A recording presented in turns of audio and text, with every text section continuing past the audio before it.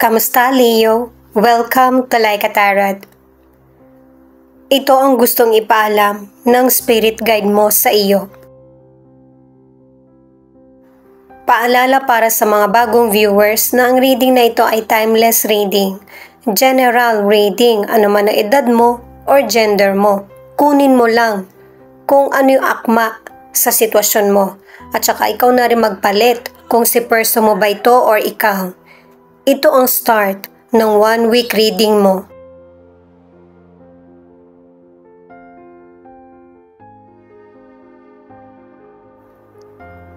Itong mga cards mo, ipinapakita na may new beginning, pag-asa, at growth na magaganap sa buhay mo. Kahit na marami ka nang natututunan sa buhay mo, ay hindi ka pa rin titigil na matuto or magdagdag ng kaalaman sa mga bawat sitwasyon na kinakaharap mo. Sa karir mo man, sa negosyo, o sa mga bagay na gusto mo. Pinapakita rin sa mga cards na meron kang goal na gusto mong makamit na. At ito yung mangyayari, makakamit mo na talaga. Kasi marami ka nang naitanim na mabuti, na maganda ang nagiging bunga. At saka kumukonekta sa'yo ang universe or spirit guide mo sa iba't ibang pamamaraan. Pwedeng may butterfly kang makikita or ibon o kaya bulaklak, fresh na fruits. Sa panaginip mo man o realidad, ibig sabihin nun ay transformation.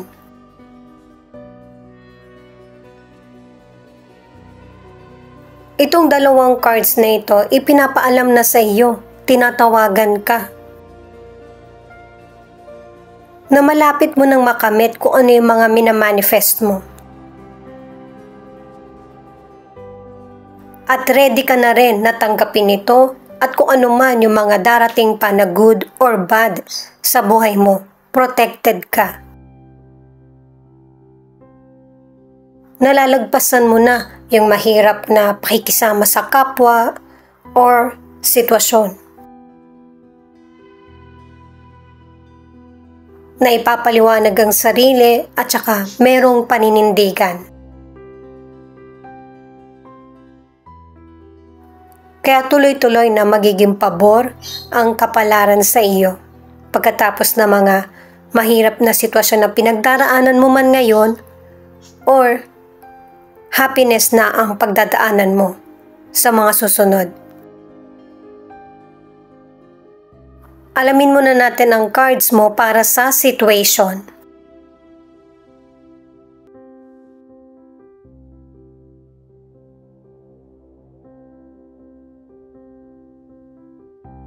The Devil, the Tower, Knight of Swords. May person na hindi maganda ang trato sa iyo, pwedeng sa karir mo, sa negosyo, or sa family. May katapusan itong mga nagaganap na hindi magandang trato sa iyo. Maaari na ikaw na yung nagdesisyon para sa sarili mo kasi may mga sitwasyon na hindi mo na kaya. At itong person na ito, kahit na hindi ka na connected sa kanya or magkita man kayo, naikipagdebate pa rin sa'yo or may nasasabi pa din. Sa career o negosyo, may temporary na success na nagaganap sa buhay mo. Kung bakit ito yung sinasabi, kasi may mga person na hindi magkakasundo or hindi nagugustuhan yung serbisyo mo sa negosyo. Pero huwag kang mawala ng pag-asa. Isipin mo rin yung mga sinasabi sa'yo ng ibang tao.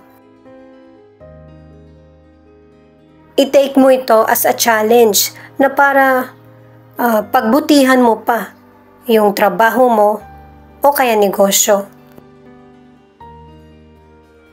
Ang ilang Leo, naghanap ka na talaga ng ibang mapagkakakitaan o trabaho. Darating yung hinihintay mo na resulta. Positive ang magiging kasagutan. Para sa ilang single, tinutulungan ka ng universe na para magkaroon ka na ng bagong makakarelasyon.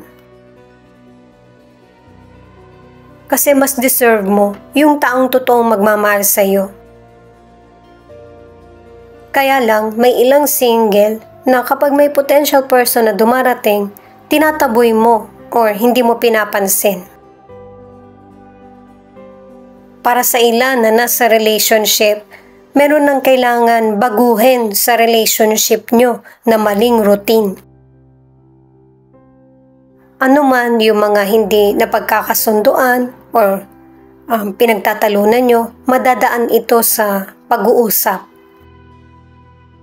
Kailangan ng respeto sa bawat isa at hindi dapat magmanipula. Ito naman yung mga cards para sa hadlang. King of Pentacles, Page of Pentacles, Ten of Cups.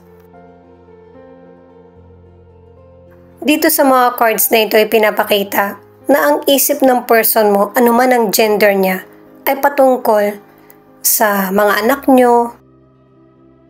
Kung meron kayong anak, ang iba naman ay, ang focus ng person mo ay ang relasyon nyo, ang binubuong pamilya. Or ang gustong magtagal na relasyon. Ang gusto ng person mo ay maibigay yung pangangailangan ng family nyo. Hindi niya na masyadong napapansin yung sarili niya. Kung meron ba siyang maling nagawa sa iyo, or meron siyang hindi napapansin sa sarili niya, ito yung balansehin niya. Kung kailangan punahin mo siya ay gawin mo para walang maging hadlang sa mga plano na gusto niyang matupad. Sa financial, nagiging maganda na yung takbo ng financial sa iyo. Itong tatlong cards na mismo yung nagsasabi. Yung effort mo sa career o negosyo, nababayaran ng sakto o higit pa. Tuloy-tuloy itong prosperous na nangyayari sa financial mo. Kung namomroblema ang ilang Leo sa financial, ang pinaka makakatulong sa iyo ay ang family mo. Para sa ilang single, anuman ang gender ng person na nagugustuhan mo, ay meron siyang kaya sa buhay. Or pwedeng ikaw ito na stable na yung pamumuhay mo kaya naghahanap ka ng makakarelasyon. At saka may ilang single na hindi ka magtatagal na magiging single. Makakabuo ka ng sarili mong pamilya. Ang ilan sa inyo sa relationship ay natutugunan nyo ng person mo yung pangangailangan ng relasyon or ng family. Magiging happy at may fulfillment ang relationship nyo kahit na may mga problema kayong nire-resolbahan. Ito naman yung mga cards para sa solution. Four of Swords, Nine of Cups, The Strength. Itong mga cards naman na ito ang nagsasabi na meron ng katapusan yung mga problemang pinagdaraanan mo or pinagdaraanan nyo ng person mo. Makakatulog ka na ng payapa at mahimbing sa gabi na wala kang iniisip na problema. Kasi sa mga cards na ito, pinapakita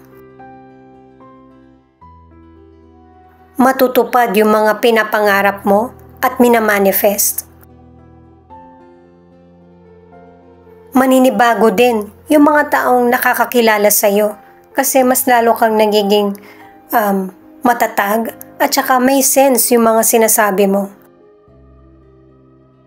At saka napapansin ko sa mga cards na merong person na meron siyang nasabi na gusto niyang bawiin. Gusto niyang i-cancel kung ano yung ipinangako niya sa iyo. Pwedeng date ang ika-cancel niya o kaya celebration, engagement. Ang ilan sa inyo sa kalusugan, nagre-recover ka pa lang sa illness na dumapo sa iyo. Ang ilan naman ay maayos yung kalusugan mo. At ang nagiging dahilan dahil sa masiyahin kang person. Yung energy mo positive, kaya yung kalusugan mo umaayon din sa iyo. Na healthy. Ang ilan sa relationship, yung person mo, nagiging malayo yung pakikitungo sa iyo. Iniisip mo kung ano ba yung problema niya. Kasi may ilan sa relationship na kahit nahihirapan yung person mo, hindi niya sinasabi sa iyo. Magaling siyang magpanggap. Ito yung ayaw mo. Yung hindi sinasabi sa iyo kung ano yung problema, kaya pipilitin mo siya na sabihin sa iyo. Dahil sa gusto mong maagapan yung posibleng maging malaking problema. Para sa ilang single, kailangan mong makihalubilo sa mga kaibigan at bagong kaibigan or makikilala. Makakabuti ito sa iyo at sa universe na para malaman niya kung sino yung pwede mong makarelasyon or karapat-dapat. Ito naman yung mga cards na pwedeng ipakita yung feelings ng person mo or feelings mo.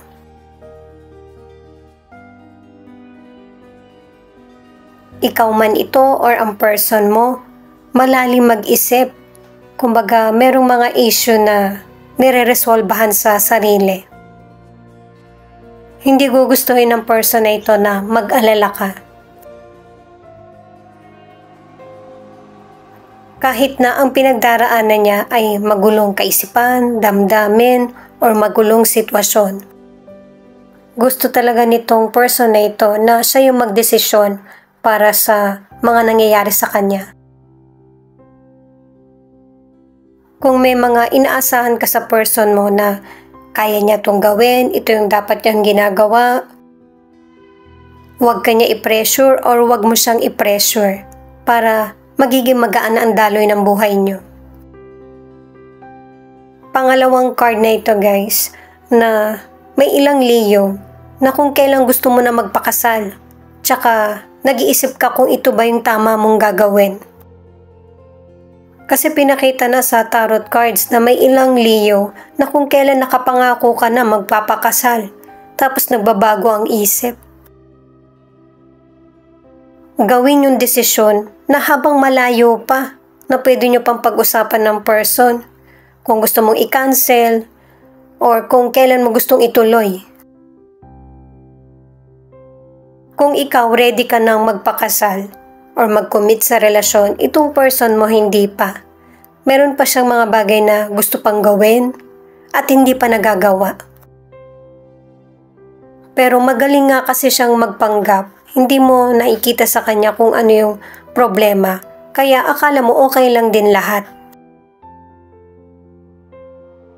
At itong card na ito ay advice na hindi naman kailangan agad-agad iiwan yung relasyon or koneksyon. Pwedeng ikaw ang gumawa nito o yung person mo. Kailangan subukan nyo muna kung ano yung dapat maayos.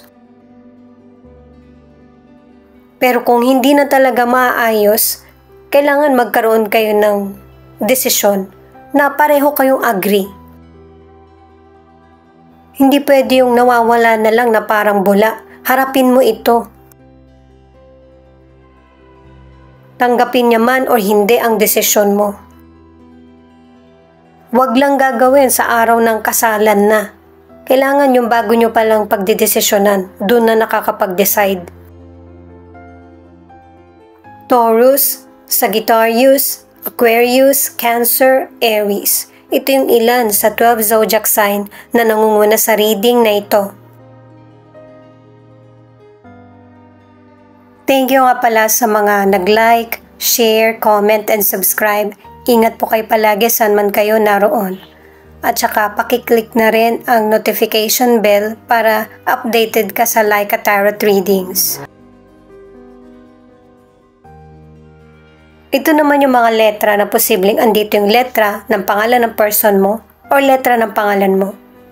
B, A, V, O, M, E, I, U, G, Z.